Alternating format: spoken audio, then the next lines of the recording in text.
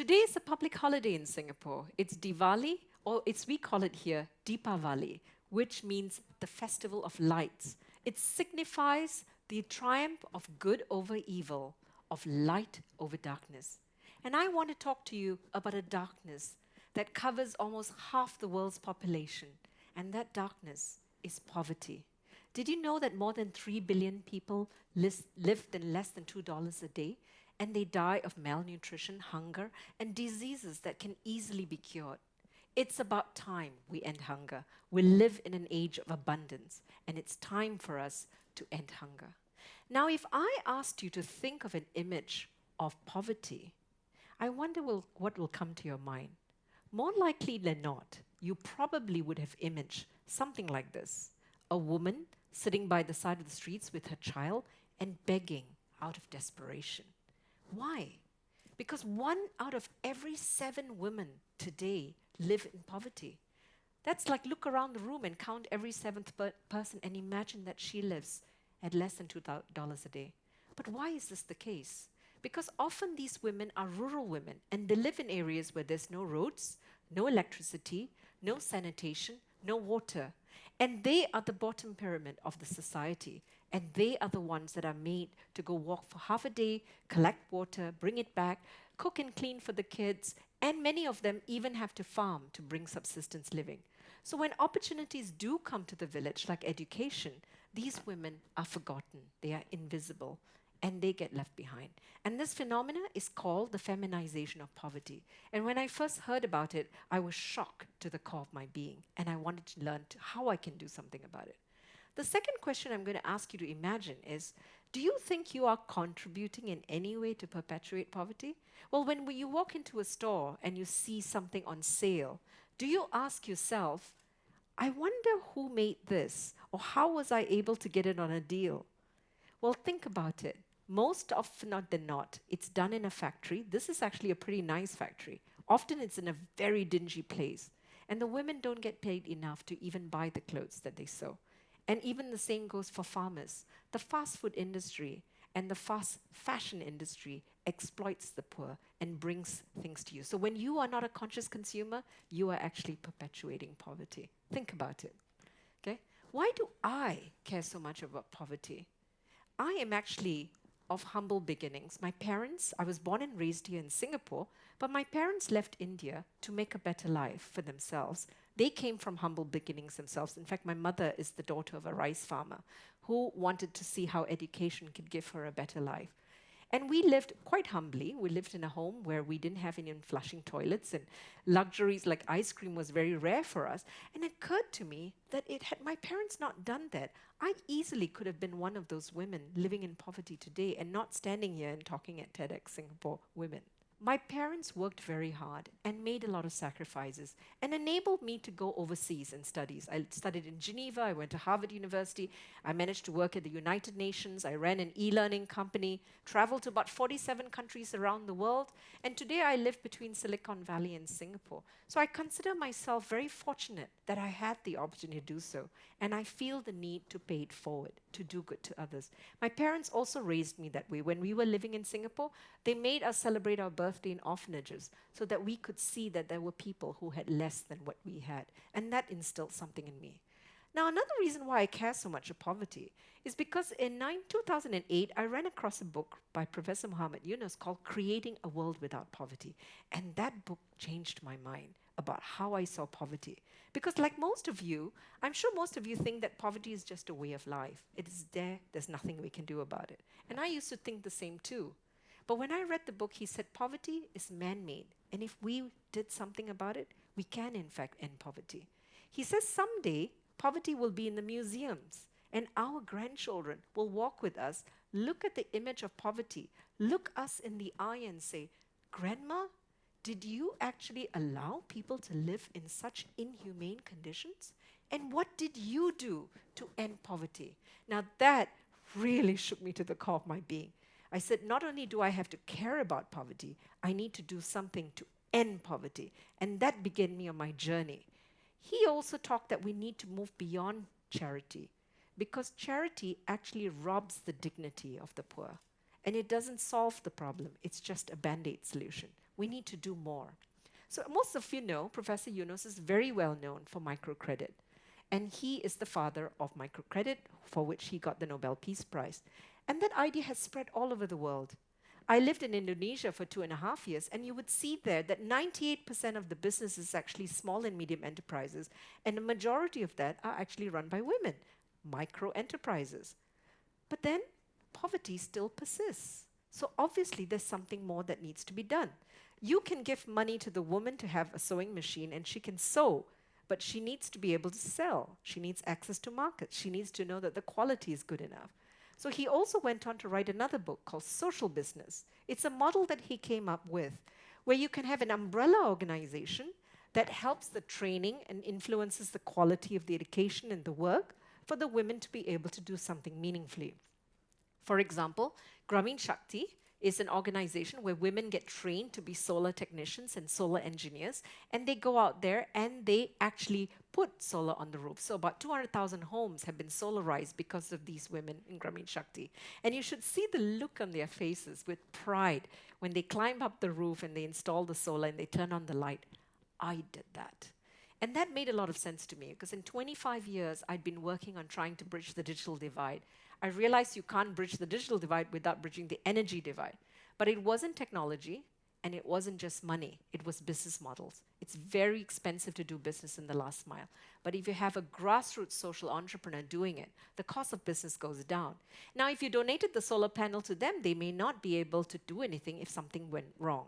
But if they were trained to maintain it, then it's a successful model. So that gave me hope that, wow, there are models out there that are beginning to end hunger and poverty in this world. But this other phenomena that I saw, which was really fascinating, is the movement of social enterprises as well. And what was fascinating was that many of these social enterprises were actually run by women. There were women helping women helping the micro enterprise women access markets, get the training, know what the market needed. And that was really, really fascinating. And I was very fortunate to know many of them. And I wanted to tell you the story of one of them. This is a lady, her name is Ibu Dini Yusof, and she started a social enterprise called Toraja Melo, which is based in Indonesia, and she works with the weavers up in the ruralist mountains in Sulawesi called Toraja, beautiful place, but it's very difficult to access anything up there. And she works with them to bring them to global markets, to get them trained on the quality and also what the market needs. The funny thing with Ibu Dini is that when she started Toraja Melo, she was actually thinking she was going to retire. She had an illustrious career in Citibank. She worked in the Women's World Bank. She was even the Secretary General of the Commission Against Violence Against Women. So women issues very passionate to her. She goes up to this beautiful mountains, Toraja, which is her husband's village, and she sits there and she begins to see all the things happening around her. She was shocked that families were forced to send their young girls overseas to work as migrant workers, and believe it or not, some worked as sex workers because they needed the income to be able to survive. This was a community that used to make their money from weaving, but weaving was no longer respected. So even in the community, they never wore weaving anymore.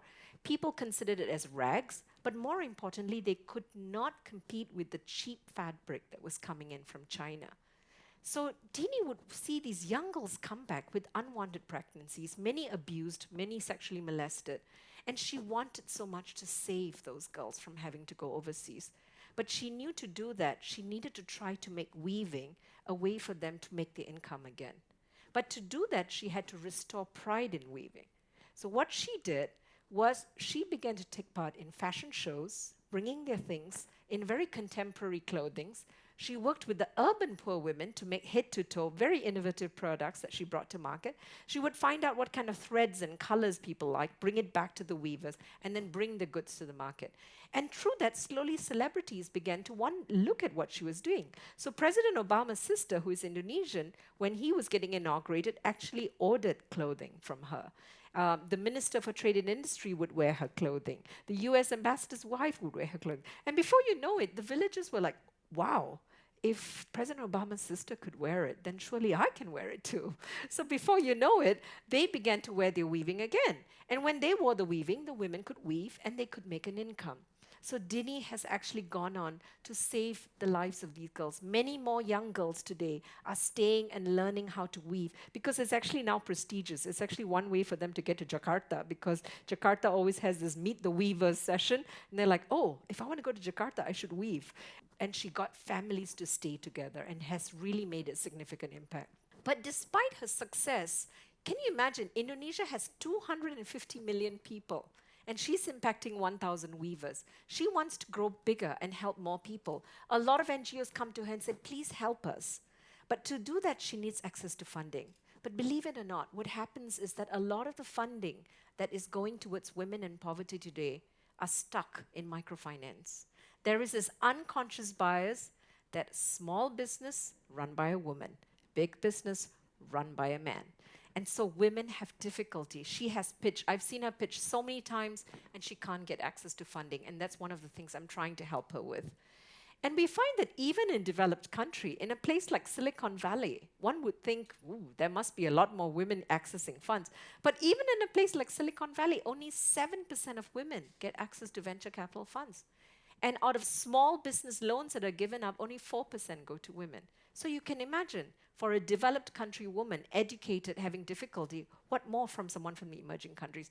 And I myself faced that. I used to run an e-learning company way before technopreneurship was sexy in Singapore. In '96, I sold it in 2006.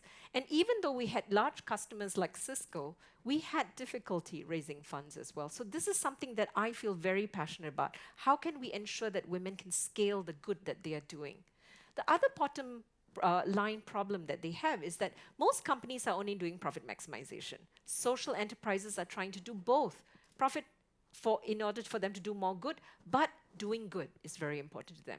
And in poverty, as I told you, there's no roads, no electricity, it's really hard. So the cost of doing business is very high there. So it's very hard for them to be able to deal both. And Monitor Group report actually shows that impact investors tend to shy away from poverty areas. So this is an example of some of the work that Dini does, for example, on the grassroots level. Communities that she works with, it takes her sometimes a day and a half to get there. It's really, really difficult. And when she's there, she has to work with them about changing the colors of the weaving because it may not be something they're used to using. So she has to talk them through. Look here, white is something people like. Now, culturally, maybe white was only for funerals, and they're like, why would I want to weave in white? So these things take time, and she works with the community. So social enterprises find that to be equally important in their work. So I asked myself, okay, what is my response going to be to Professor Yunus? He said, okay, I need to be aware we can end poverty, but I needed to do something, right? So I said, okay, what can I do? Maybe I start by walking the talk first. Let me take some of my money and give it to her so that she can do good. But obviously, I'm not a high net worth individual, so I felt that's not going to be enough. So I turned around and I talked to my best friend and I said, Siu Fei, I'm trying to do some good. Would you join me? And she immediately said yes, because it gave her an opportunity to do good. And she could actually tangibly see the results of it. So together with our money, we were able to help Ibu Dini set up a prototype workshop, upon which she was able to come up with a new line, took part in a fashion show, and she had an increase in sales. Now, in the meantime, my student, Audrey, was so inspired by the story, but she's like, I can't give as much as you gave, but I can give a little. I just got married and I have all these money gifts that people have given me. Why didn't I give a portion of it? And by the way, I'll turn around and see if my mother wants to join me. And her mother said yes. Now, with that small contribution, Ibu Dini was able to buy the raw materials she needed to fulfill a corporate order that was coming in. So small amounts making big difference. Audrey and I got so inspired by the fact that people will, in fact, jump on board and work together. So we started Angels of Impact. We call it Angels of Impact because we considered the social entrepreneur the angel, we consider the conscious consumer the angel, and we consider the investors the angels as well. And fundamentally, what we do is we focus on poverty alleviation, gender equality, and responsible production.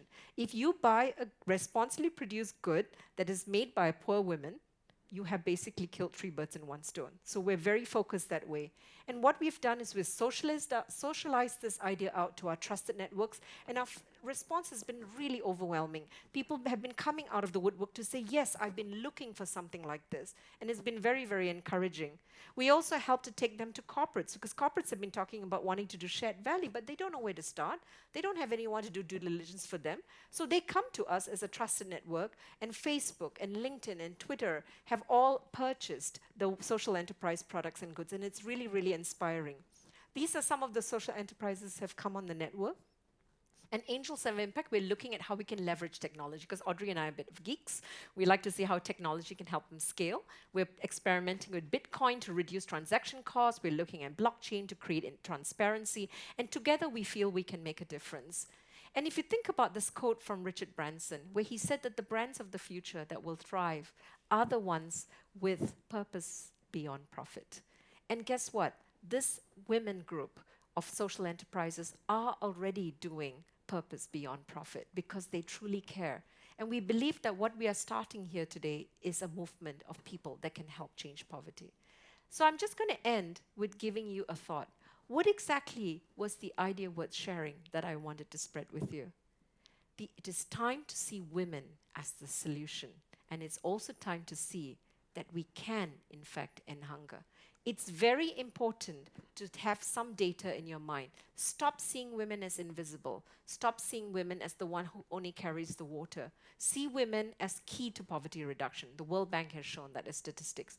The UNDP has shown that money in the hands of the women can do a lot more good for nutrition, health, and education of the child and the family than the same amount in the hands of a man. So when you take a woman out of poverty, you take the family and the community out of poverty. So that's very inspiring. Now comes to you. What are you going to do to take up Professor Yunus's challenge and help end poverty? One, start by believing you can end poverty. Do not accept the fact that poverty is a way of life. That's the first thing you can do. Secondly, become a conscious consumer. Just don't walk in there and buy anything.